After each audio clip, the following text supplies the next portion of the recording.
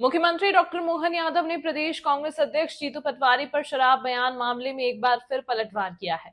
उज्जैन पहुंचे कार्यक्रम में मुख्यमंत्री बोले, पता नहीं कहां के आंकड़े ले आए, खुद की उतरी नहीं होगी रात की, पता नहीं क्या हुआ, किसके लिए कह रहे हैं, भगवान जाने क्या मालूम क्या चक्कर है, जैसी बुद्धि वैसी बात। हमारी पार्टी और सरकार बहनों का अपमान करने का अधिकार किसी को नहीं देगी।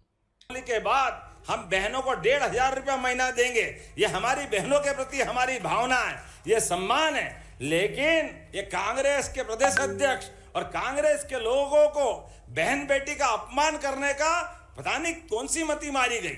क्या बोलते हैं, कैसा बोलते हैं। कोई कहता लाडली बहनाओं को बोरे में बंद के फेंक देंगे। अरे वाह, तुम्हारे काका जी का राज है, ऐसा कर दोगे, कैसे बात कर रहे हो। लेकिन कोई कहता कि ये बहनें पैसा मिल गया तो दारू पीती है। अरे शर्म आना चाहिए, डूब मरना चाहिए तुम अगर ऐसी बात करते हो। माफी मांगना चाहिए, प्रदेश की जनता माफ नहीं करेगी। बहन बेटी का अपमान यह प्रदेश सहन करने वाला नहीं, किसी हालत में इस बात को बर्दाश्त नहीं कर सकते। पता नहीं कहां के आंकड़े लिया है, खुद की उतरी नहीं होगी रात में, पता नहीं क्या हुआ, किसके लिए कह रहे भगवान जाने, क्या मालूम क्या चक्कर है। जैसी बुद्धि वैसी बात। क्या कह रहे, ये आंकड़ा लिया है। अच्छा हुआ दैनिक भास्कर में इस टेबल छपी है जिसके माध्यम से कहा कि सबसे ज्यादा दारू पीने वाले हो सकते कहीं भी होंगे, लेकिन ये गारंटी से कह सकता हूं हमारे ही प्रदेश की बहनों का अपमान करने का अधिकार हमारी सरकार और हमारी पार्टी बिल्कुल देने को तैयार नहीं। हम सब अपने बहनों के लिए, अरे हमारे यहाँ तो साल में 365 दिन 500 त्योहार मनते, और कौन सा त्योहार बहन बेटी को आगे रख के नहीं मनाते। ऐसे माहौल में अगर इस तरह की बात करोगे, लोकतंत्र में तो ये कतई बर्दाश्त करने वाले नहीं।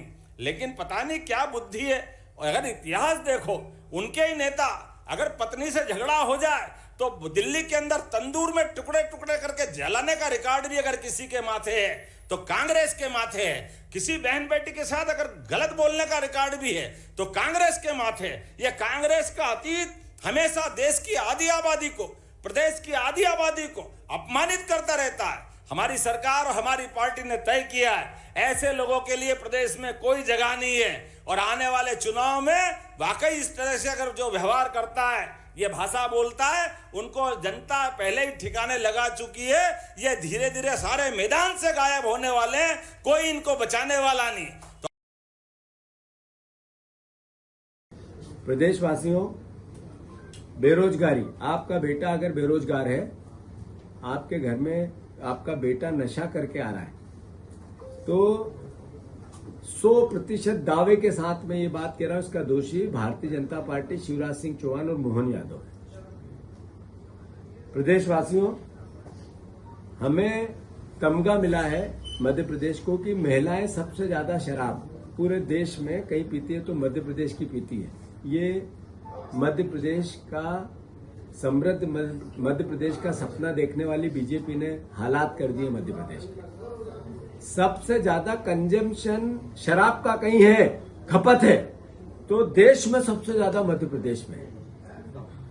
आदरणीय प्रदेशवासियों, ये दोनों बात मैंने क्यों कही। यहाँ ड्रग्स, अभी कोई दूसरा प्रदेश नहीं बचा, पंजाब भी नहीं बचा, जितना ड्रग्स का कारोबार मध्य प्रदेश से की धरती से होता है दूसरे किसी राज्य से नहीं होता है।